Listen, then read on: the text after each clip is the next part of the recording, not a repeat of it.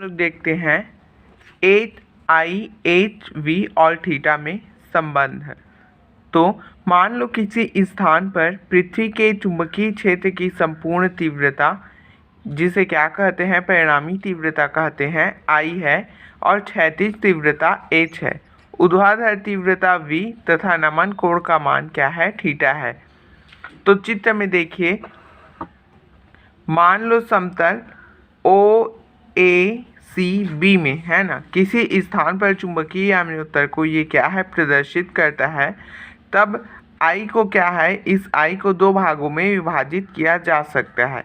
एक क्या है, क्षैतिज घटक, जो दिशा की कौन सी है, ओ ए दिशा में, तथा दूसरा है एक ऊर्ध्वाधर घटक v का, है ना, ऊर्ध्वाधर घटक v जिसकी दिशा है O B.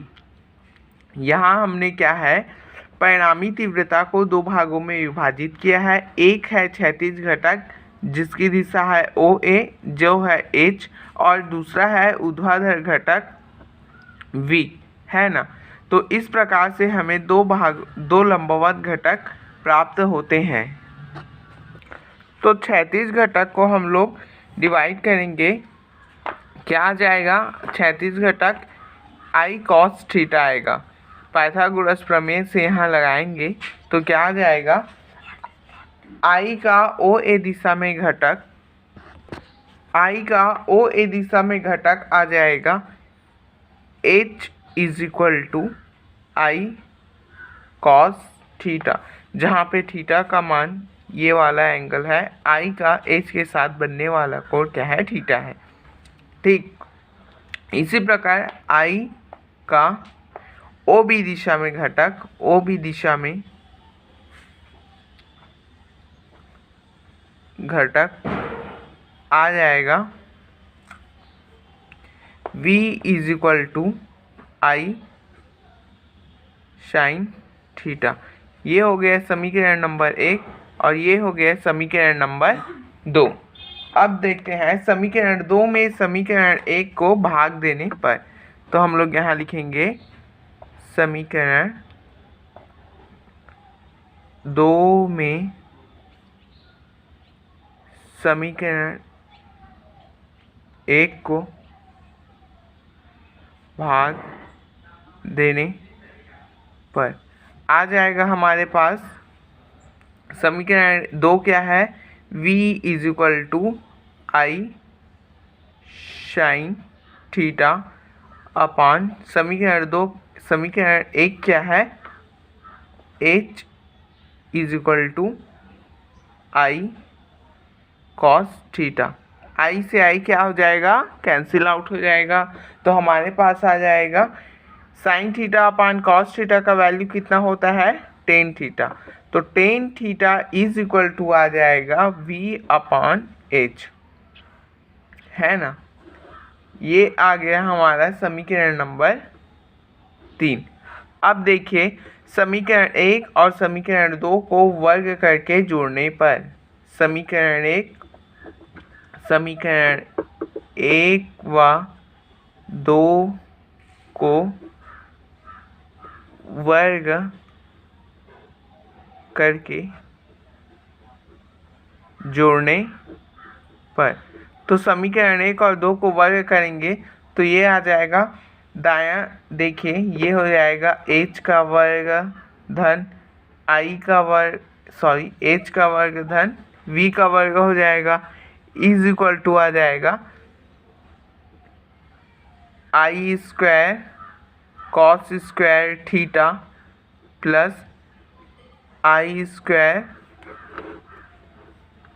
Sign square theta. I दोनों के पास है तो क्या है, हम इसे कॉमन निकाल सकते हैं। तो इस प्रकार हमारे पास आ जाएगा h square plus V square is equal to I square, और ये हो जाएगा cos square theta plus sine square theta. तो cos square theta plus sine square theta का वैल्यू कितना होता है, 1। तो इस प्रकार से हमारे पास आ जाएगा I square is equal to H square plus V square, यहाँ पे लिख देंगे cos square theta plus sine square theta is equal to 1 होता है। ठीक, तो I इज इक्वल टू वर्ग इधर आएगा तो वर्गमूल हो जाएगा। तो इस प्रकार से परिणामी तीव्रता का मान हमारे पास आ जाएगा under root H square plus V square. यही क्या है, I, H और V में के मध्य में संबंध है। ठीक, तो इसकी विभिन्न स्थितियां होती है ना। तो देखते हैं अलग अलग इसकी स्थिति। देखिए, समीकरण 3 और 4 की सहायता से V, H और थीटा और I के मध्य क्या है, संबंध ज्ञात किया जा सकता है तथा कोई दो के मान ज्ञात होने पर शेष के मान हमें आसानी से ज्ञात किए जा सकते हैं। अब इसकी अलग अलग स्थिति होती है। पहली स्थिति है भूचुंबकीय निरक्ष पर क्या हो जाएगा, थीटा का मान 0 हो जाएगा, अर्थात विषुवत वृत्त में क्या है, थीटा का मान 0 हो जाएगा। तो tan 0 अंश का मान कितना आ जाएगा, tan 0 अंश का मान 0, तो ये इधर मल्टीप्लाई होगा तो v का मान क्या हो जाएगा, 0। तो v का मान 0 इस सूत्र में रखेंगे तो आ जाएगा I is equal to H।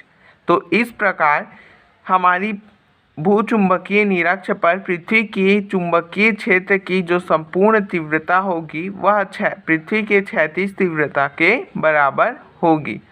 ठीक, भूचुंबकीय निरक्ष पर पृथ्वी के चुंबकीय क्षेत्र की संपूर्ण तीव्रता I का मान उसके क्षैतिज तीव्रता H के बराबर होती है तथा ऊर्ध्वाधर जो तीव्रता होती है वह क्या होती है, 0 होती है।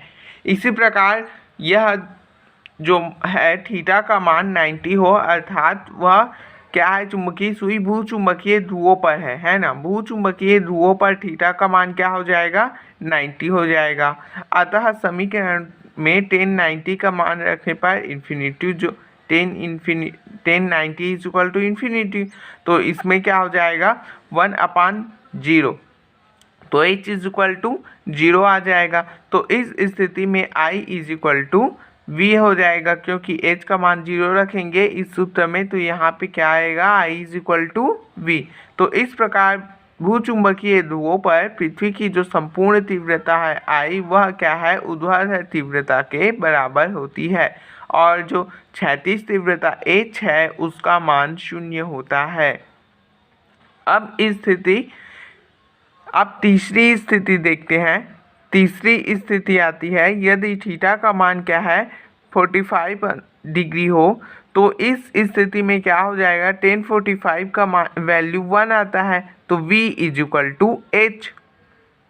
V is equal to H अर्थात जिस स्थान पर नति कोण का मान क्या है 45 अंश होता है, उस स्थान पर पृथ्वी की क्षैतिज तीव्रता उसकी ऊर्ध्वाधर तीव्रता के बराबर होती है।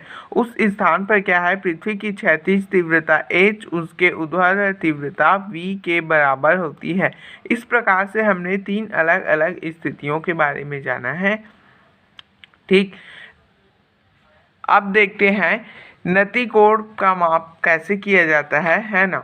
दिक्पात कोण का मापन कैसे होता है, तो दिक्पात देखिए, किसी भी स्थान पर दिक्पात के कोण का मापन करने के लिए हमें क्या है, 2 चीज़ों की आवश्यकता होती है। दिक्पात कोण क्या है, भौगोलिक याम्योत्तर और चुंबकीय याम्योत्तर के बीच का कोण है दिक्पात कोण, है ना। तो दोनों को मान जब तक मालूम नहीं होगा तब तक क्या है, हम लोग दिक्पात कोण का मापन नहीं कर सकते। तो इसके लिए सबसे पहले हम लोग क्या है, भौगोलिक याम्योत्तर ज्ञात करेंगे। तो भौगोलिक याम्योत्तर ज्ञात करने के लिए जिस स्थान पर हमें दिक्पात कोण का मापन करना है वहाँ धूप में एक टेबल पर क्या है, सफ़ेद कागज़ को चिपका देंगे और कागज़ के बीचों बीच लगभग 15 सेंटीमीटर लंबी एक सुई OA, जैसा कि चित्र में दिखाया गया है, एक सुई OA को देखिए, चित्र में एक सुई OA को क्या है, ऊर्ध्वाधर गाड़ेंगे, है ना। अब सुबह लगभग 10 बजे सुई OA की छाया OB, इसकी छाया क्या है, सूर्य इस दिशा में है तो इसकी छाया क्या है, OB बन रही है। तो सुबह 10 बजे सुई ओ ए की छाया कितनी है, ओ बी है, लंबाई के बराबर एक त्रिज्या लेकर ओ को केंद्र मानकर एक सर्कल बना लेते हैं, है ना। अब छाया ओ बी रेखा को जिस बिंदु बी पर स्पर्श करती है वहां एक चिन्ह बना लेते हैं। जो जो दोपहर जाता है छाया की लंबाई कम होती है और दोपहर के पश्चात क्या है, पुनः वह बढ़ने लगती है।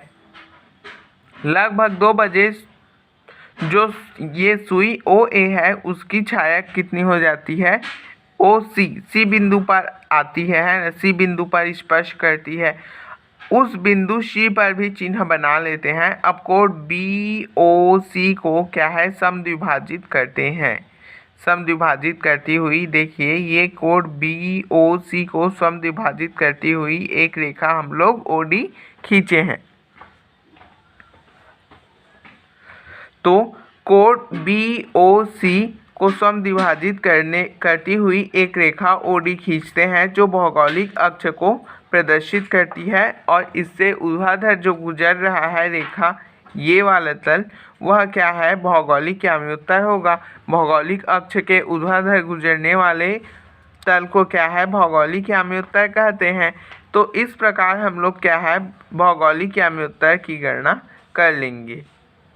अच्छा, अब हम लोग इसके बाद क्या है, भौगोलिक याम्योत्तर हो गया। अब हमें ज्ञात करना है चुंबकीय याम्योत्तर। तो चुंबकीय याम्योत्तर ज्ञात करने के लिए हम क्या है, उसी स्थान पर क्या है, एक क्या है, चुंबकीय याम्योत्तर ज्ञात करने के लिए चुंबकीय अक्ष हमें ज्ञात करना आवश्यक है ना।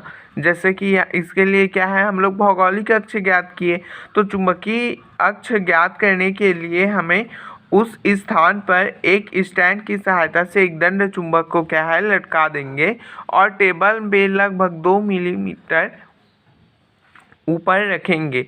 चुंबक के दोनों सिरे पर मोम की सहायता से पीतल के पिन P और Q को चिपका देंगे। और यहाँ पे ध्यान रखना है कि जो पिन का जो सिरा है वह क्या है, कागज को ना स्पर्श करे। अब जब चुंबक संतुलित होकर ठहर जाता है तो सावधानी पूर्वक P और Q के नोक कागज के जिस बिंदु पर टिके हैं या जिस बिंदु पर हैं उस बिंदु पर क्या है, E और F दो चिन्ह अंकित कर लेते हैं जैसा कि चित्र में बताया गया है। चित्र में देखिए ये पिन, ये एक दंड चुंबक है जिसे लटकाया गया है और P और Q दो पीतल की पिन है जिसे मोम की सहायता से इस दंड चुंबक पे क्या है, चिपकाया गया है।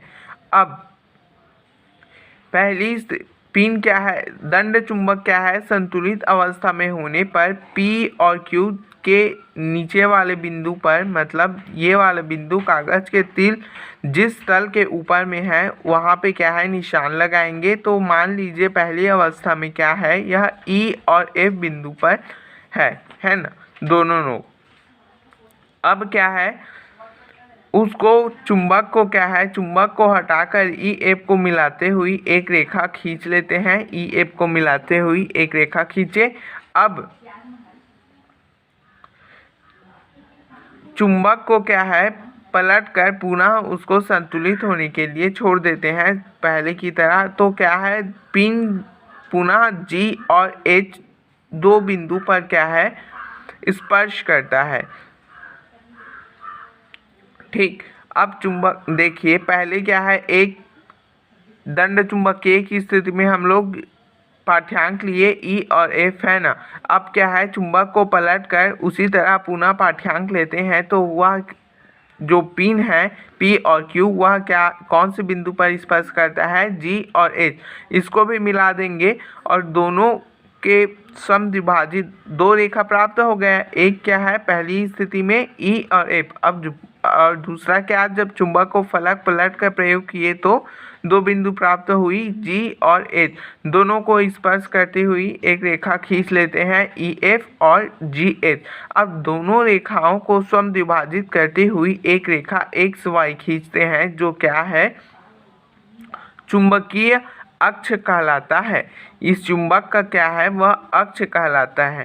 ठीक, अब इस प्रकार हम क्या है भौगोलिक अक्ष और चुंबकीय अक्ष दोनों ज्ञात हो गए। भौगोलिक अक्ष क्या है OD, भौगोलिक अक्ष क्या है OD, यहाँ पे OF लिखा है वो गलत है, यहाँ पे क्या रहेगा OD रहेगा।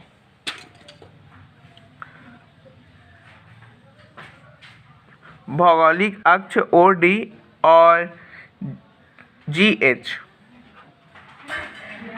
ये नहीं, और चुंबकीय अक्ष क्या है XY। भौगोलिक अक्ष क्या है OD और चुंबकीय अक्ष क्या है XY। दोनों ज्ञात होने पर इन दोनों के मध्य हम लोग कोण निकालेंगे, कितना कोण है, तो वही कोण जो प्राप्त होगा वह क्या होगा हमारा दिक्पात कोण का मान होगा। समझ में आया? देखिए थ्योरी है, इसे आप लोग पढ़ेंगे, कुछ नहीं किए हैं, प्रैक्टिकल में ये किया जाता है। दिक्पात कोण का मापन कैसे करते हैं ये पहले भी आप लोग किए होंगे, ठीक। तो इस प्रकार हम लोग क्या है चुंबकीय आम्योत्तर अर्थात चुंबकीय आम्योत्तर ये हो गया और ये भौगोलिक आम्योत्तर हो गया दोनों।